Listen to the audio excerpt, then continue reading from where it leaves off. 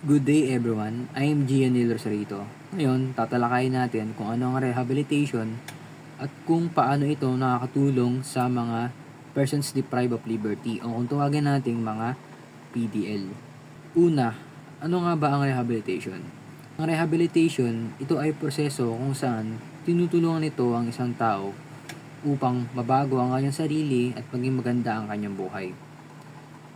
Binibigyan nito ang tao ng mga skills, tinutulungan sila ma-cope up ang kanilang mga problema o mga hamon na kinakaharap sa buhay upang sa ganun ay alam nila kung paano nila malulutas at mapapabago ang kanilang sarili. Kailangan nga ba ng mga preso ng rehabilitation? Sagot dyan ay oo. Dahil ang rehabilitation, ito ang makakatulong sa kanila para sa ganun maging maayos ang kanilang buhay at mawala sila sa mga negatibo at masasamang gawain nila na ginagawa nila dati. Makakatulong ang rehabilitation sa kanila sa pamamagitan ng pagbabago ng kanilang pag-uugali.